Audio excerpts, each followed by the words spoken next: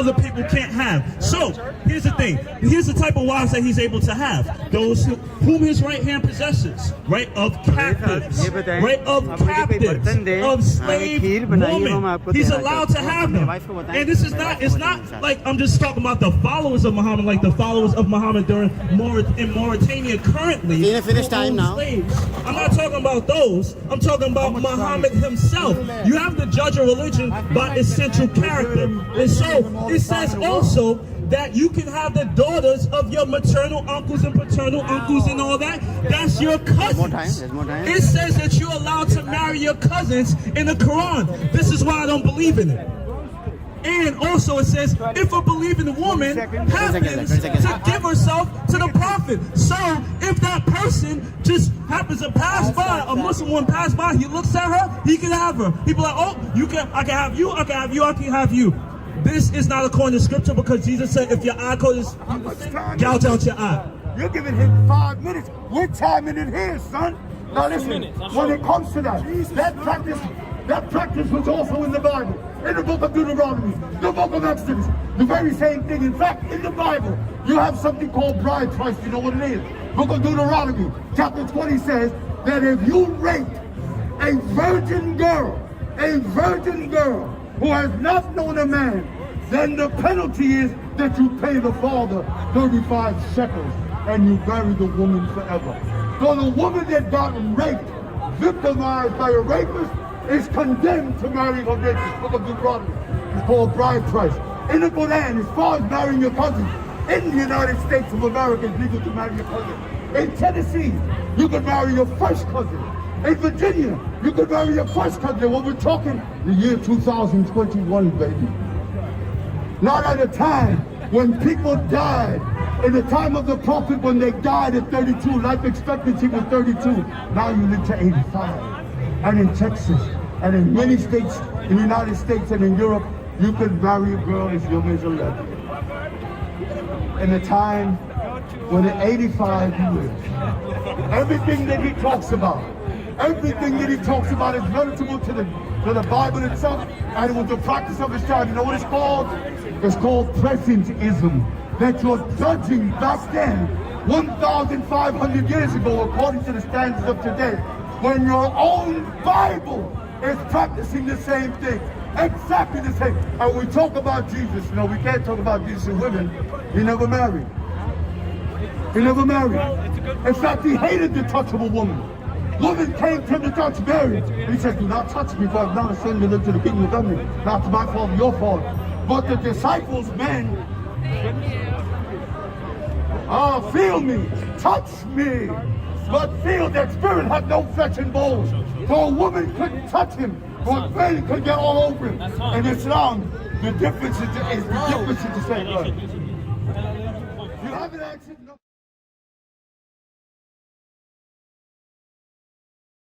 The Christian talks about violence, and they don't know their Bible. Now they're killing themselves. The concept of infanticide, first revealed in the Bible. The concept of genocide, first revealed in the Bible. The concept of slavery, the concept and the primitive mechanisms of slavery, first revealed in the Bible. The concept of racial superiority, the chosen people, first given in the Bible. The concept of genocide in the Bible. Abortion, the Christians say that they're against.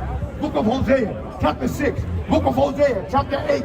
Book of Exodus talks about God ordered the killing of women and the ripping of their stomachs to take out their babies. You say Christianity is against abortion? Now if you say Jesus Christ is God, who revealed those verses? Was Jesus God just in the New Testament, not in the Old? Who commanded abortion and the killing of babies there?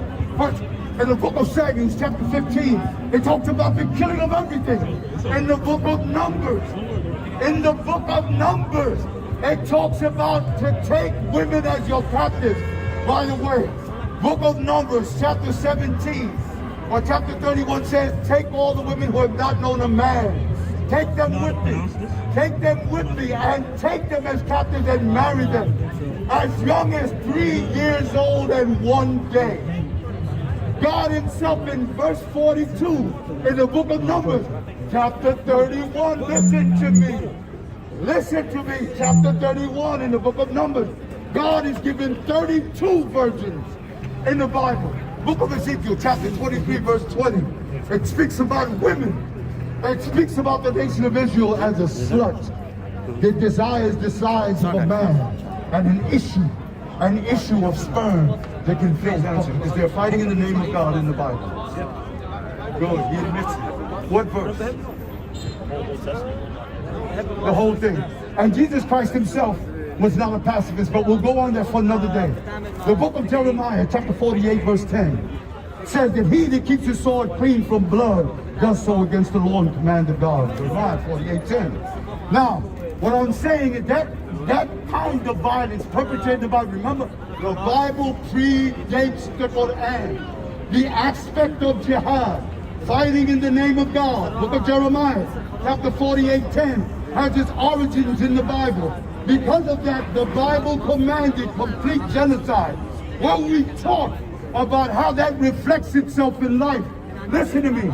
Listen to me. When we talk about how the Bible reflected itself, who invented the concept of world war? Who invented the concept of Cold War? Who invented 4810? 20 seconds. 40 seconds. 40. Who invented the concept of Cold War, World War? Who invented thermonuclear mass destruction?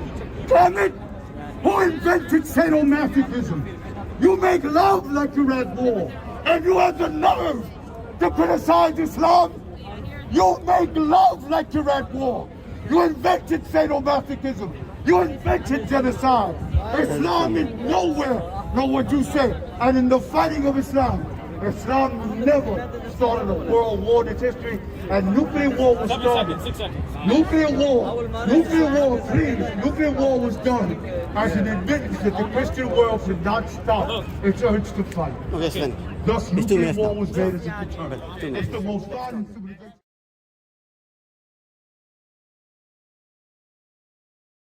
The guy that came to me was professing Christ, and no, he didn't. He didn't say he was going to knock me out. He didn't say this. He was a Christian, but you omit that why, my friend, because you're blind. Now, you brought up the subject of Isaac and Ishmael. The reality is that the first sacrifice was Ishmael. Jews themselves know it.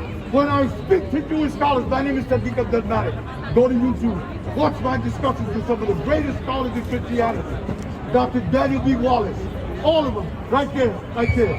Now, salvation, thank you. Continue. The Apostle Paul said that Jesus Christ will be crucified, go to Jerusalem and be crucified and rise on the third day, according to the scriptures. The scriptures meant the Old Testament as the New Testament was not yet written. Was not yet written.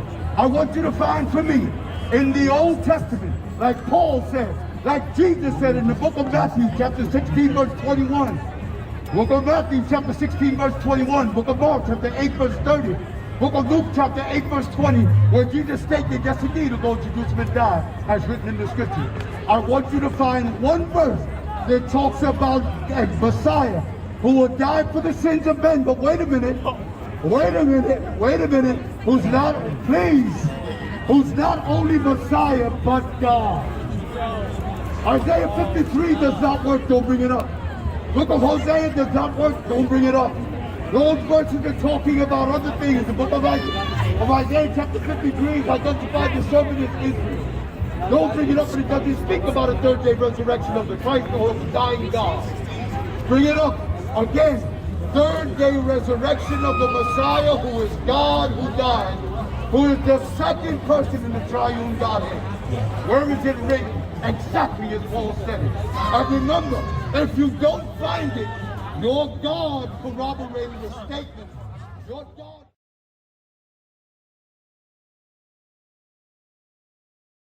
By Christianity. Christianity, when they wrote and took the New Testament or wrote the Bible, they took 290 verses from the Old Testament and Tanakh and changed them and corrupted them in order to produce a Christian theological narrative that the Bible itself is designed to go against. Number one. Number two, as it relates to Jesus Christ being that sacrifice, that Messiah, my brother, who invented anti-Semitism? I want you to listen to this.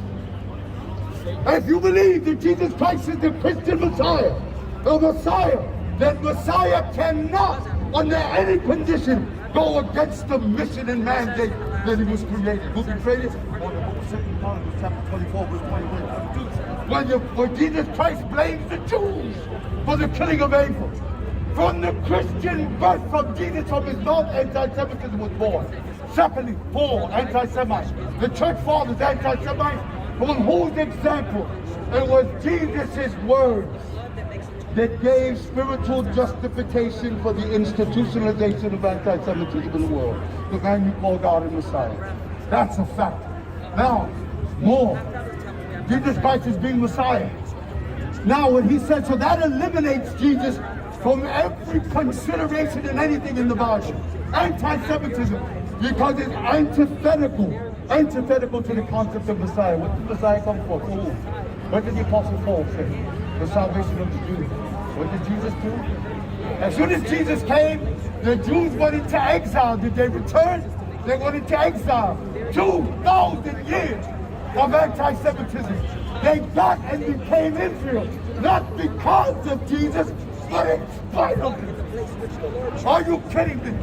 Now let's continue. As far as he said, that limits, but also, he said, Messiah, I want you to deal with the book of Ezekiel, chapter 45, verse 22. Book of Ezekiel 45, 22. 10 more seconds. We get 10 more seconds. Please, Ezekiel 45, 22. No, you have to deal with that next time. So, that was happening. I mean, I'm not sure if there'll be a next time because I do gotta go soon. But the thing is, another thing I want. Septuagint itself, in its introduction, tells you that the Septuagint is only the first 5 books of the Bible. The rest is Christian production. Okay, open it up. Right now, we go to the introduction. Read it. Secondly, you didn't answer. Book of Ezekiel, chapter 45, verse 22. Please read it. Can somebody read Ezekiel 45, 22? Continue from it, because otherwise they'll time it. Please read it. Okay. Could you stop it? I need somebody stop the to read timer. it because Stop the this will timer. end it all. Stop the timer. God himself, pull in it the off. book of Messianic Age prophecy, tells you from his mouth Wait. But he's going to read the it from paganism of Christianity, believing that God died. Ezekiel 45, what? Ezekiel 45, 22. Okay. Now, before you go, Now you do you believe, please stop, leave me. Do you believe the book of Hebrews chapter 10 verse 18 where Paul states that the death of Jesus and the blood sacrifice? Do you believe that? Bro, you're all over the place. I stopped your time. You believe the book of Romans chapter 6 verse 10 again, which makes the claim that the death of Jesus stopped blood sacrifice. Do you believe that, yes or no? Okay. Now read the book of Ezekiel chapter 45 verse 22. You say Jesus Christ is God and Messiah, and that Messiah and God cannot sin. Do you say that? Do you believe that? Read Ezekiel 45, 22. 1, 2, 3. The prince shall provide for himself all the people of the land a young bull for a sin offering. Beautiful. No prophecy. Listen to me. Messianic age prophecy 45, 22. This is what the Messiah will do. Paul praying the sacrifice is over. But the Messiah, the prince will himself commit a sacrifice from where? From Leviticus chapter 4. We talked about the sacrifice for unintentional sin. The prince will establish a blood sacrifice with a faith God for his own sins and for the sins of the people. It's repeated again in the book of Ezekiel 37 verse 22. Book of Ezekiel 45 verse 20. Book of Ezekiel 46 verse 16 and 17. All there. You have to tell me where it is that God sinned and will have to make. Please, you're interrupting me.